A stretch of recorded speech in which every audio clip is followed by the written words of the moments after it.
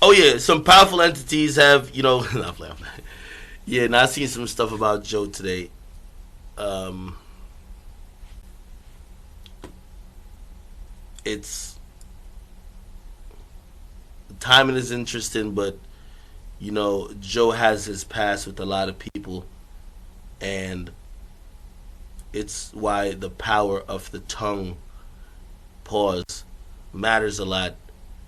I think he had gave some comments about one of his exes being abused by her current boyfriend at that time, and his exes felt away and aired out him allegedly doing some stuff. I'm not gonna get too much into that. I wish Joe the best. The timing of this, where this is coming from, I seen some stuff with his current baby mama, Sin. Again, this is why I always expect shit from media niggas. Because when it comes to the times where you're looking like you could be down, and it takes a nigga like me to fucking just step on the back of your neck and fucking break your throat. I won't. So there was some niggas today sending around shit, documents that's court documents about Joe, secret recordings about Joe. And the first thing I did, I hit Joe. I said, Joe, I'm gonna let you know this right now. This is being circulated on the news blog circuit. I just want to let you know, I'm not putting that up. You have to show people your character, because I'm not saying I would ever think Joe would do some shit like that with me. This is why when y'all see me black out on media niggas, this is why. I'm not doing it just for sport. I'm not doing it for no reason. You feel me? I'm like, there's been mad times that I could have just hoped that somebody like fell, or like somebody who I felt like was sneak dissing me or whatever. When they get in a bad position, be like, all right, let's go. Not in my character. It's not in my character. That's why it was very important for me when I seen even the Freddie Gibbs shit. And when niggas was circling like sharks, like they thought like your act was over, it's important to watch who jumped in at that time. Very important.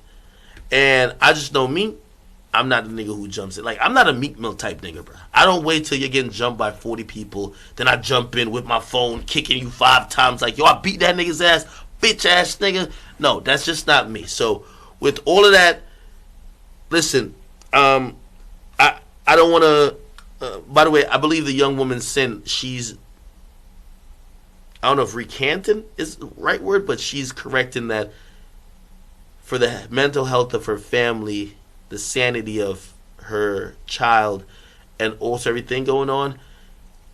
Some of the stuff we're seeing today about Joe was leaked without her consent, but it is a reminder that family affairs and family matters, especially if something going to go to court in terms of custody battles or anything with child support, gets really messy. Out of respect for Joe and Sin, I've met them. I would not like to comment on that. Okay? That's it. Somebody said Joe wouldn't even take a second to cut you in your back. Well, this is what I like, giving people the benefit of the doubt until I see. Like, why you think I said everything about Adam? You see, like, y'all lose context in a lot of times. I was giving that nigga mad passes. That's why. I'm sitting back watching Adam not realizing what he's doing to his brand for a couple million plays is exactly what I told him would happen. But here's the point, because I could argue with myself. I got great counterpoints to myself. I could be like, well, you did so and so back then, or blah blah. I was trying to tell that fuck nigga. I said, yo, like, we big boys in the game now. That's not acceptable no more. When niggas coming up, niggas do a lot of shit. Niggas be like, oh, the war in Chirac. Do you see me doing the war in Chirac now, bro? If I had this much influence, this much, whatever, if I was still doing the war in Chirac, like, you would look at me and be like, bro, like, Joe, what are you doing, bro? It's about growth. I was just looking at him to say, given that you're in this industry now, it's like, nigga, when I was doing the war in Chirac, I was shocked that Lil Reese even knew who I was. I was shocked. I never knew these niggas knew who I was. Remember, I started in 2013. I didn't think Chief Keef knew who I was. Until, you know, the first time, remember, I think Lil Reese had motherfucking, like they changed, one of them named their albums after a nickname I gave him. But you get what I mean? Bro, that was mad early in the game. You feel me? All I know is that, listen, like,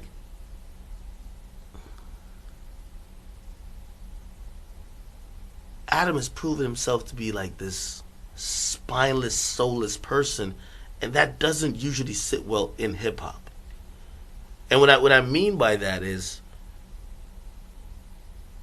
bro, a lot of these people and how you built your platform or whatever, like, bro, you're just gonna have people just make up lies and say all type of stuff about, bro. These same chicks try to make up a fake rape thing on me, bro. You have to see people's, like, being somebody in this, and this is how I know, bro. I have people in the industry that I respect. They call me. They say, "What is Adam doing, nigga? You have sexual allegations against you. Why would you ever now give people credence, the platform, the rights to now throw other dudes under the bus consistently?" Let me tell you this, and by the way, this ain't hating. This is not hating. I want to be very clear. This is not hating. I'm telling you the truth. This is not hating. Because this is often misconstrued by, I think, him, anybody around him, and also, bro, I'm giving free game. Nigga, I'm, like, you know how, I'm great. I don't have to, you know what I mean? Like, look, in case we be forgetting, nigga, if I wanted, bro, I hop back on YouTube right now. Like, nigga, my numbers ain't never low. Like, 14 hours ago, 190. 15 hours ago, 102. 60. Nigga, I ain't uploading 2 weeks. I'm not desperate for views. I'm not. Like, if I wanted to, I could just get back on my YouTube grind and I'm good. I just don't put up as much YouTube videos because it's really time consuming sometimes doing 5 videos a day. No jumper. Let's go to his channel. Like,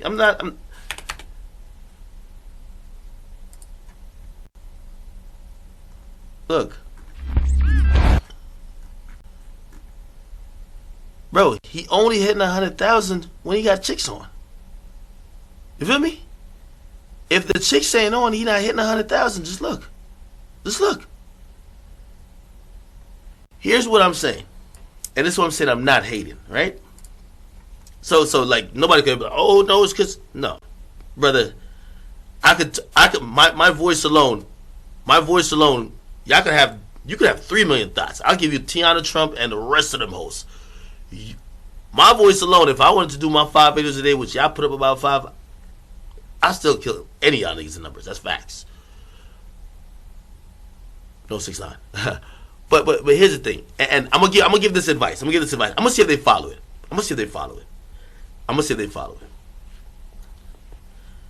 Bro, it's nothing, and it's no problem if you want to give Shorty and whoever some show. I'm just telling you, from a boss to a boss, how you should probably do it. Go look at this podcast right here. I'm giving this nigga free game. You should pay me for a consultation, literally. But I'm gonna show you. And I know they said the game is, but like, niggas be thinking I have hate in my heart for people. I really don't. Like, I'm not a hateful type of person. There's a podcast called Call Me Daddy. Very popular. Is it Call Me Daddy? It's called something. Call Her Daddy. Very popular podcast. It's owned by Barstool Sports. By the way, this podcast makes millions. I don't think Adam's a dumb guy. I think Adam wants to have a podcast under his, maybe what he's building out to be a network, That is the version of this. Let me just, and this is the only advice I'm telling him. Yes, men are infatuated with hearing women talk about their sexual escapades, their fetishes, all that type of shit. Nobody's saying you can't have these women talk about how they like getting peed on, shitted on, they like fucking, I don't know, all the weird stuff that they're into. It's fine. It'll probably get you some views as well. I think where everybody's looking at you weird is that you got your come up by covering a lot and more intimately than me.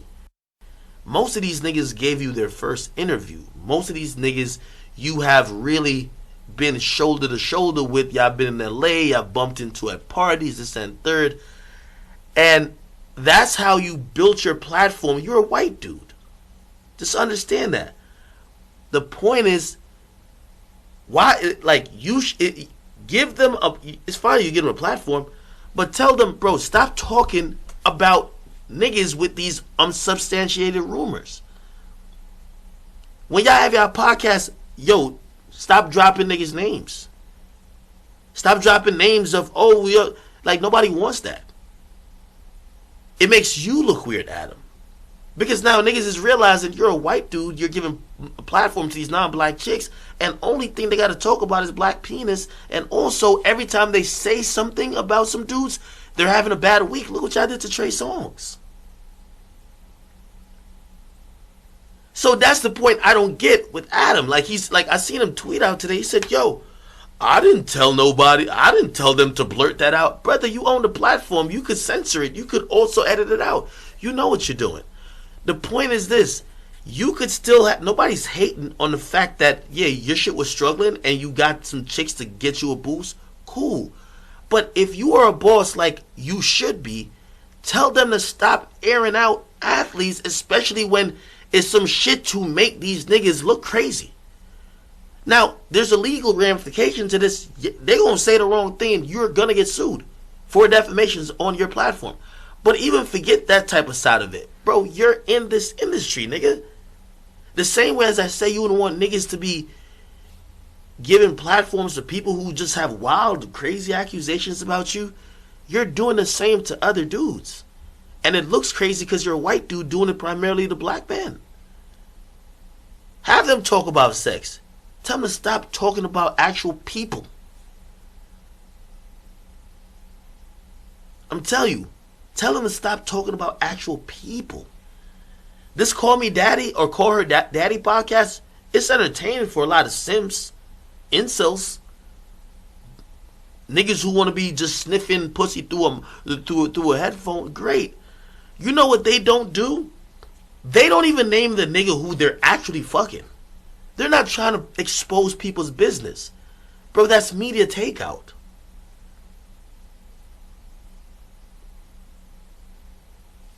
All they do, they talk about the sexual shit they're into. They give relationship advice.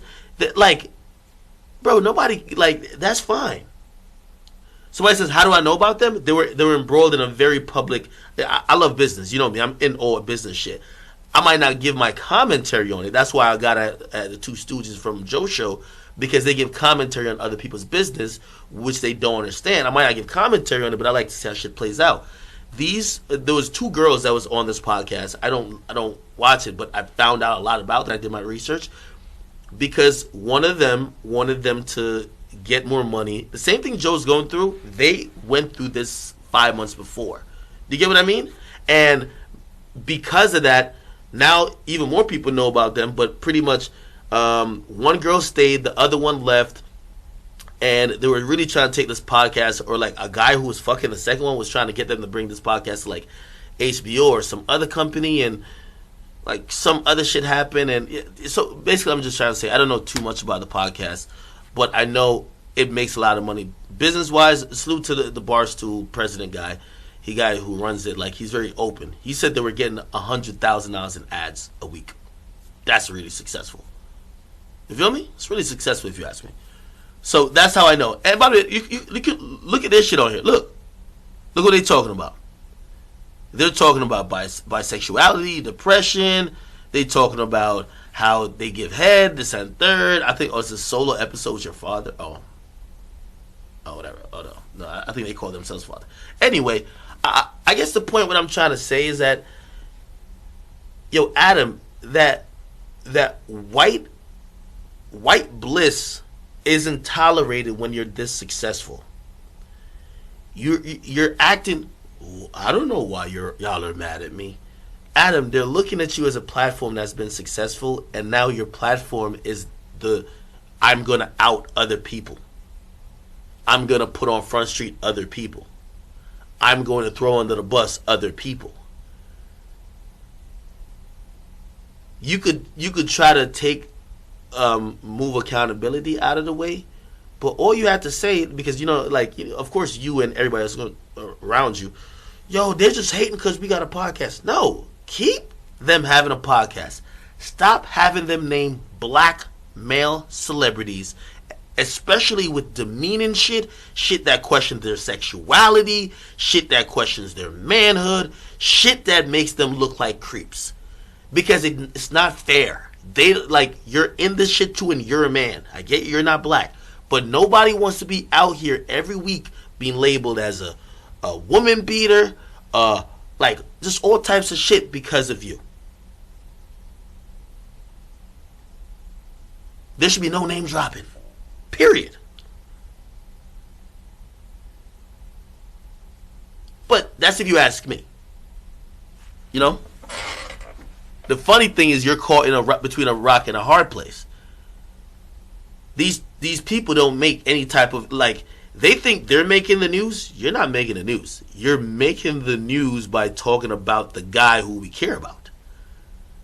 Now we're just looking at him like some creep or sexual deviant. So they need to name drop people. Yeah. It's all good. That's what is, if he's the person I thought I met and I've talked to a couple times, he'll realize that and he'll get over the fact that he's finally having some views, and he'll be like, nah, this is fucked up. Because him disliking 6ix9ine, I think that's where his morals come in. Like, he hangs with street niggas, or not want to hang, I want to say hang, but there's street niggas who's been around, he's based in LA, he sees certain shit. From his point of view, what 6ix9ine did is fucked up. That's from a moral standpoint. From his moral standpoint. Cool. If you can't see the fucked upness in what you're doing, again, I watched Twitter finally get catch up with the jig, and I was like, let's see how this plays out.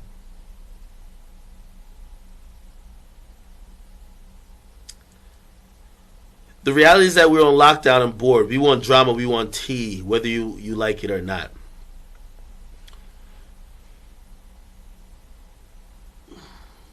Are you sure that's the drama and tea you want? Grand Wizard, thank you, my brother.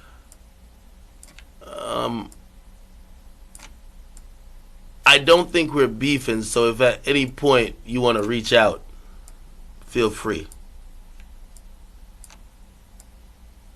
Despite everything I've said, or anything you've said, it just ain't that serious to me. I just don't give a fuck. I just had to. I lined you up in that little house cat nigga. I lined him up perfectly too. I got that bum making that bum is making yo. I seen that nigga that nigga looked like Dennis Rodman the last time. That nigga's confused now, bro. That nigga's confused now. Yo, after I violated that nigga colored his hair 39 different colors, bro. He looking lost like that. Yo, I seen that nigga just sitting up there just looking bro. It's crazy. It's all good. Tory Lanez text to